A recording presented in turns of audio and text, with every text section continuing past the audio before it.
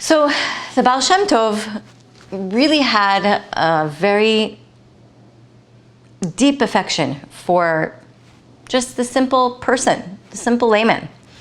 And everybody knew it. Everybody knew that it was a major factor of his movement, that he didn't really care about, I mean, not care, but he was more prone to having compassion to the simple layman. And a lot of his students, a lot of his disciples really couldn't understand. They couldn't relate to it. They couldn't understand it. And it was very hard for them. And so it was his tradition that he would have a lot of guests on Shabbat. And he would have 3 meals. And the first meal and the third meal, he would have everyone come. His students, guests, everyone. But the second meal on Saturday afternoon was reserved only for his students, the inner circle, his learned students. And guests weren't admitted. And they couldn't even, sit on the outskirts and watch.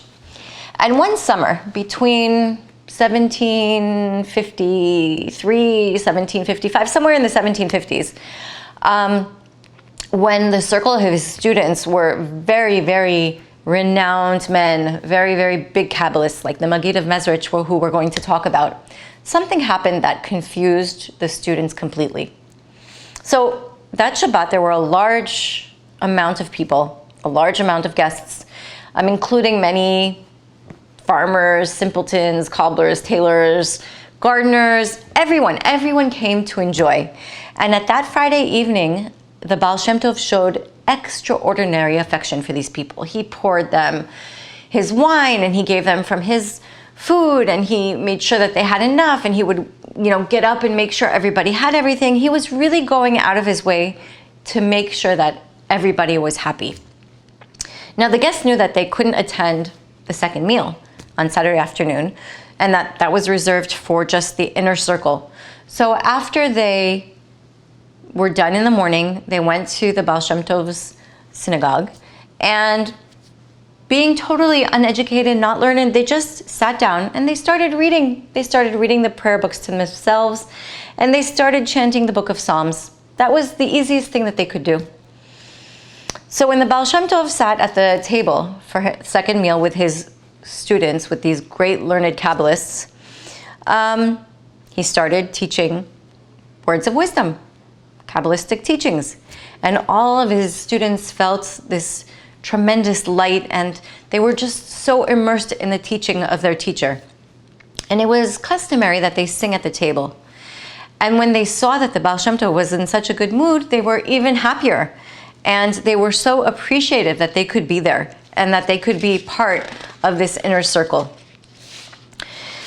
And so several of them were thinking to themselves, this is so great that we can sit just ourselves with the Baal Shem Tov and really get deep into these teachings. It's so great that we don't have everybody else, those people who don't understand everything, because then we can't go into the deep studies. All of a sudden, while these students are having these thoughts, the Baal Shem Tov's expression changed.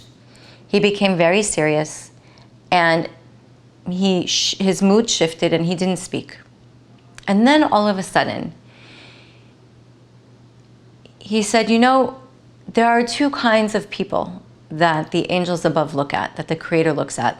There are the ones that are perfect saints, and then there are the ones that try and change themselves, try and come back to the Creator, try and really be elevated. And the service of these small, simple people in their humility is so important. And then the Baal Shem Tov started singing again. And then those students who were thinking those thoughts realized that the Baal Shem Tov was reading their mind. So there was a song about cleaving to the Creator, and when they finished singing, the Baal Shem Tov opens his eyes and he starts looking at each of his students. And then he tells them to each place their right hand on the shoulder of his neighbor, and so that the disciples sitting around the table would be in a circle and would be joined. And the Baal Shem Tov was at the head, and he makes sure that they're all putting their hands on each other, and then he puts his hand on the 2 students that were sitting on them, completing the circle. And suddenly the students, nobody's singing, nobody's saying anything. He's asking everybody to close their eyes so they can't see, and nobody's saying anything. And suddenly they hear different melodies. One of them hears something from the book of Psalms, something like a cry out to the Master of the universe. And the other one hears, test me, God, prove me, purify my heart. And the third one is hearing, be gracious to me and I'll trust you. And they each are hearing something, but no one is saying anything. And this is going on and on and on.